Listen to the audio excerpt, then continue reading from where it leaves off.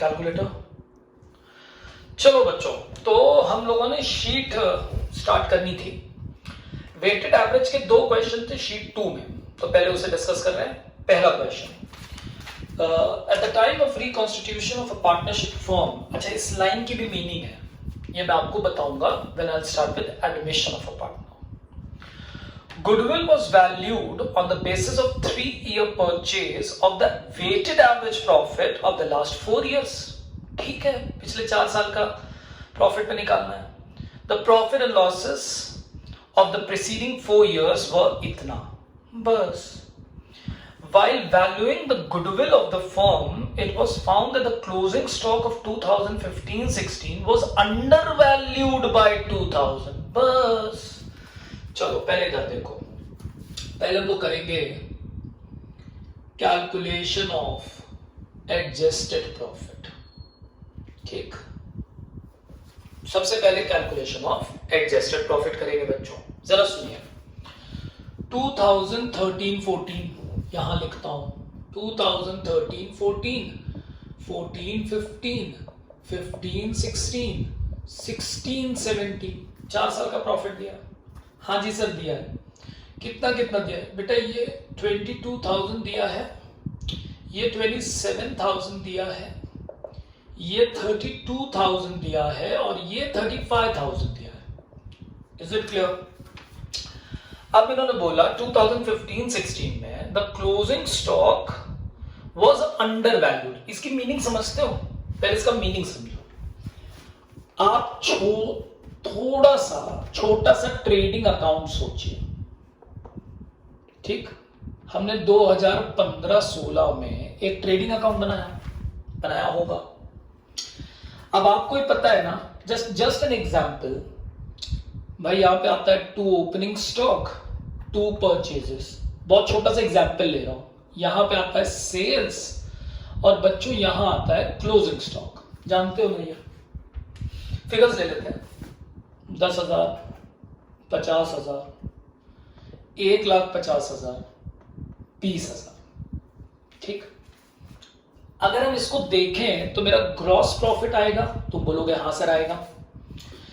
जल्दी से बताओ ग्रॉस प्रॉफिट कितना आएगा? 170 माइनस 60 सर 1,10,000 आएगा। यस, एक बेस बना रहे, ठीक है ना? दिस इज बेस बना लिया। अब यहां पे लिखा है कि क्लोजिंग स्टॉक को हमने कम वैल्यू किया, यानी कि क्लोजिंग स्टॉक 20,000 की जगह हमने इसके बजाय यहां पे 18 लिखा है। अब आप बताइए इसका इंपैक्ट प्रॉफिट पे क्या पड़ेगा? सर अगर क्रेडिट कम होगा तो प्रॉफिट भी कम हो जाएगा। हाँ, करके देख लो। 168 माइनस 60 ये आ जाएगा 1,08,000। यानी कि अगर आप क्लोजिंग स्टॉक 20 लिखते तो 110 होता, 18 लिखा है तो 18 हो गया। पॉइंट समझ में आया? यानी कि क्लोजिंग स्टॉक क्रेडिट होता है, credit has a direct impact on profits. Profit उससे क्रेडिट ज्यादा तो प्रॉफिट ज्यादा, क्रेडिट कम तो प्रॉफिट कम। यानी कि 2,000 रुपए मेरा प्रॉफिट अंडर वैल्यू हो गया है, 2,000 रुपए मेरा प्रॉफिट कम हो गया है। तो अब इसको सही करना है तो 2,000 से बढ़ा देंगे। सिंपल, 2,000 से बढ़ा देंगे, सिंपल। दूसरा पॉइंट, अब ये खास बात है कि 2015-16 का जो क्लोजिंग था वो 2016-17 के लिए ओपनिंग स्टॉक बनेगा कि नहीं बनेगा? यानी कि अब ये 20 होता या इसके बजाय क्या होता? 18 होता। अब ओपनिंग स्टॉक डेबिट होता है, तो debit has a inverse relationship with the profits. Debit बोले तो एक्सपेंस कम प्रॉफिट ज्यादा, एक्सपेंस ज्यादा प्रॉफिट कम। क्लियर हुई मेरी बात? यानी कि इस ईयर का प्रॉफिट बढ़ गया होगा, क्योंकि हमने 20 की जगह कितना लिखा, 18 लिखा, कम लिखा। जब कम लिखेंगे तो प्रॉफिट बढ़ जाएगा, खर्चा कम लिखोगे तो प्रॉफिट बढ़ जाएगा। तो बढ़ गया था तो इसको कम कर दो, ये हो गया। समझ गए या नहीं? तो याद रखना, अगर क्लोजिंग स्टॉक क्रेडिट होता है तो अगर ये क्रेडिट ज्यादा तो प्रॉफिट ज्यादा, ठीक, क्रेडिट कम तो प्रॉफिट कम। समझ आई बात या नहीं? तो उसको सही करने के लिए तुम्हें पढ़ाना पड़ा। ओपनिंग स्टॉक डेबिट होता है, डेबिट बोले तो एक्सपेंस सोचो। अब सोचो इसको, अगर डेबिट ज्यादा होगा तो प्रॉफिट कम होगा, और अगर डेबिट कम होगा तो प्रॉफिट ज्यादा होगा। तो हमने डेबिट कम किया था तो प्रॉफिट बढ़ गया। सही करने के लिए माइनस करेंगे, इसको ऐसे समझो, ठीक है?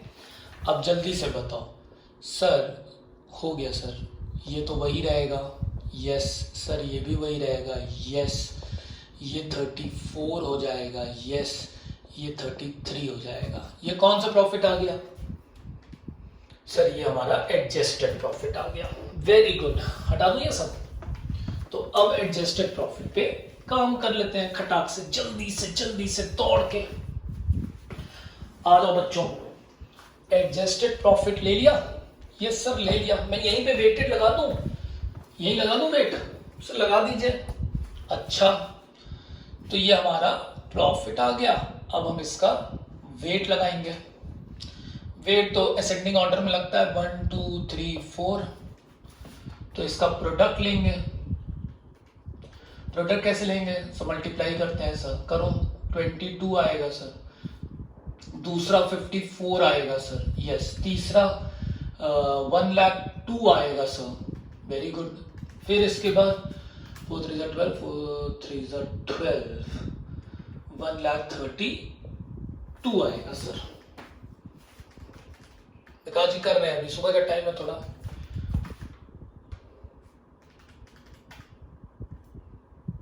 ये 132 ही है ना?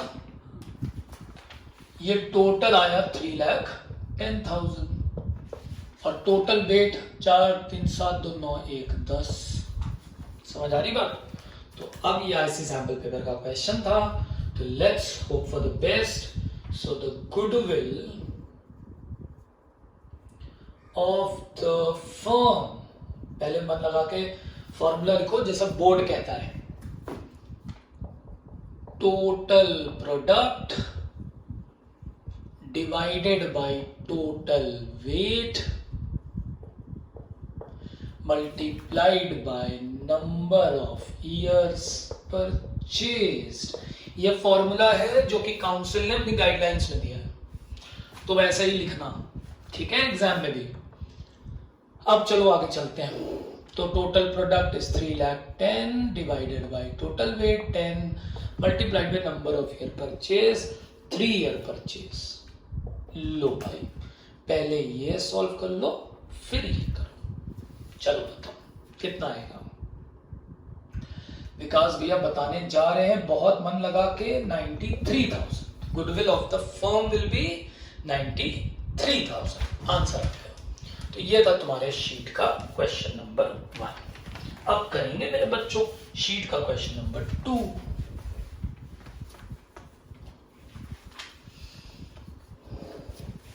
इजी सर, ये तो बहुत इजी था, बस क्लोजिंग स्टॉक का ट्रीटमेंट था, वो यहां क्लियर हो गया तो आगे भी काम आएगा, इसीलिए यहां पे थोड़ा ज्यादा बता दिया तुमको रोक करके। It was agreed to calculate the value of goodwill of a firm at 3 years purchase of the weighted average profit of the past 4 year। फिर वही बात, the appropriate weights दिया हुआ है, कोई दिक्कत नहीं है। The profit for these year were इतना इतना इतना इतना। On scrutiny of the accounts the following matters were revealed। ये पता चला, यानी कि calculation of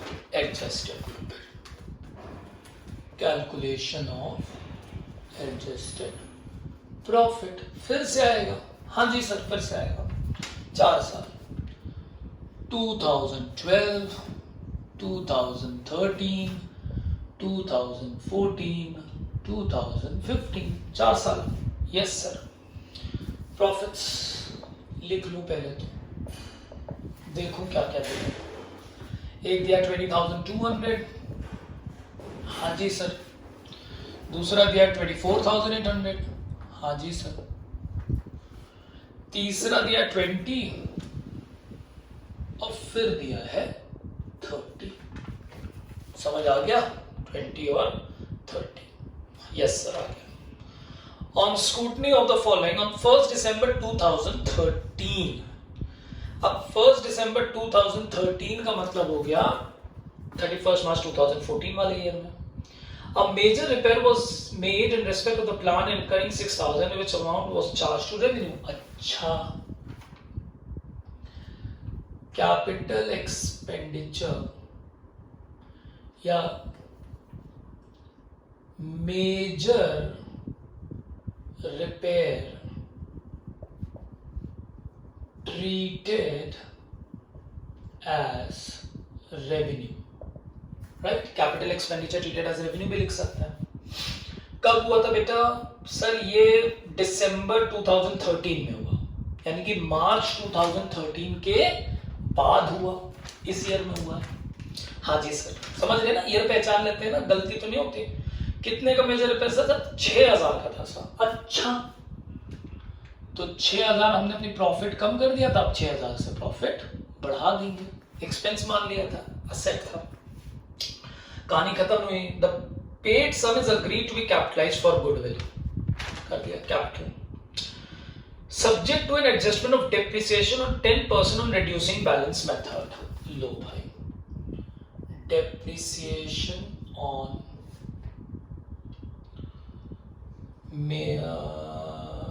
was made in respect of plant, depreciation on plant। कैसे निकालेंगे? सुनो, 2014 के लिए हमने देखा कि ये यूज कब हुई। सर ये 1 दिसंबर 13 से 31 मार्च 2014 तक यूज हुई। अच्छा बेटा, कितने महीने? सर दिसंबर, जनवरी, फरवरी, मार्च, 4 मंथ्स। यानी कि हमने 6,000 का खरीदा था, इसका हमने 10% डेप्रिसिएशन लगाया। यहां लिखता हूं डेप्रिसिएशन 10% फॉर 4 मंथ्स। यही ना होगा? हाँ जी सर, यही होगा। तो 600 डिवाइडेड इंटू 4 डिवाइडेड बाई, करिए विकास भैया, 600 इंटू 4 डिवाइडेड बाई 12, 1/3, 200 रुपए, राइट? तो 200 रुपए डेप्रिसिएशन लग गया 2013-14 में। वैल्यू कितनी बची? 5,800।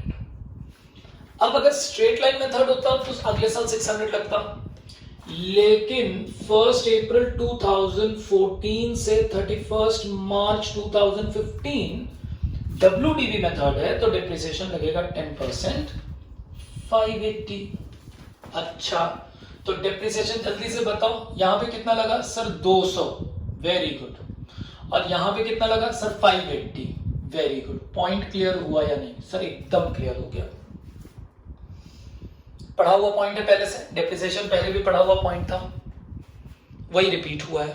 मैंने जितने पॉइंट्स करा दिए थे एवरेज प्रॉफिट में, वही वेटेड प्रॉफिट में आए हैं, सिर्फ वैल्यूएशन ऑफ स्टॉक वाला पॉइंट अलग था। ये हो गया। आगे पढ़ते हैं। The closing stock for the year was overvalued. लो भाई, overvaluation of closing stock. कब का? 2013 का। क्लोजिंग स्टॉक ज्यादा तो प्रॉफिट ज्यादा, प्रॉफिट ज्यादा तो कम करने के लिए क्या करेंगे? सर माइनस करेंगे, वेरी गुड। और अगर 13 का ये क्लोजिंग था तो 14 का ये ओपनिंग, तो एक और पॉइंट बनेगा, over valuation of opening stock. साथ में चलता है ये, क्योंकि कंटिन्यूशन है इसकी। 2400 ज्यादा लिख दिया तो प्रॉफिट कम हो गया, अब उसको बढ़ाना है। सर हम समझ गए, वेरी गुड बेटा। To cover the management cost of annual charge of 4,800 should be made for the purpose. ये एनुअल एक्सपेंस है, फ्यूचर का एनुअल खर्चा है।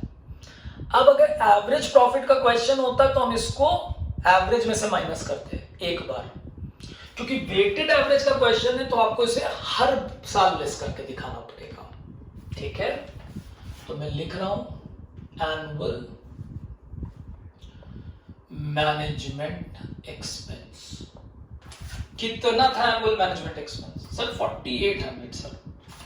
तो कर दो लेस हर ईयर से। पॉइंट क्लियर हुआ भैया? लो निकाल दिया। यस सर समझ गए, वेरी गुड मेरे बच्चों। लो ये भी हो गया। विकास भैया के ऊपर काम बढ़ चुका है, कैलकुलेट करेंगे विकास भैया। जब तक ये कैलकुलेट करिए। हाँ बताइए विकास भैया। ये 15,400, वेरी गुड, ठीक। अब मैं लूंगा कितना विकास भैया? 17,600। लो भाई 17,600 ये भी आ गया।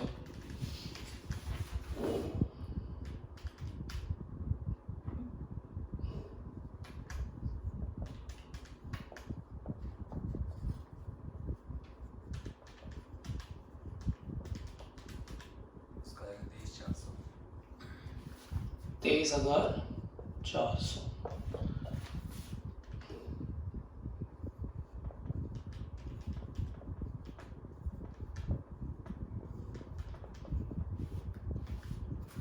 कितनी दी थी? 15,400। इसका दिया है 17,600। इसका दिया 23,400। आखिरी का क्या दिया? 24,620। लीजिए भाई ये प्रॉफिट्स आ गई। अब हम इस पे वेट लगाएंगे। यस सर वेट लगाइए। 1 2 3 4 हमेशा असेंडिंग ऑर्डर में लगता है। अब हम इसका प्रोडक्ट लेंगे, आप लोग सब जानते हैं। मल्टीप्लाई करिए विकास जी जल्दी। 15,400 35,200। यू आर द बेस्ट विकास जी। एक बार और जल्दी से निकालिए। 3 2 6 70,200।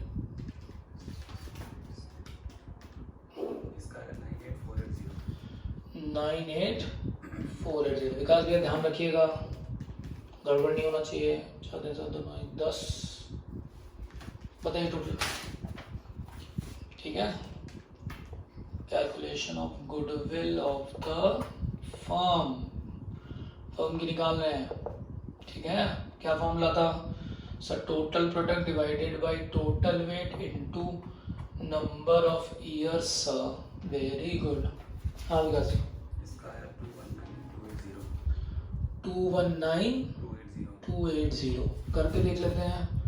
219,280 divided by 10 into number of year that is 3।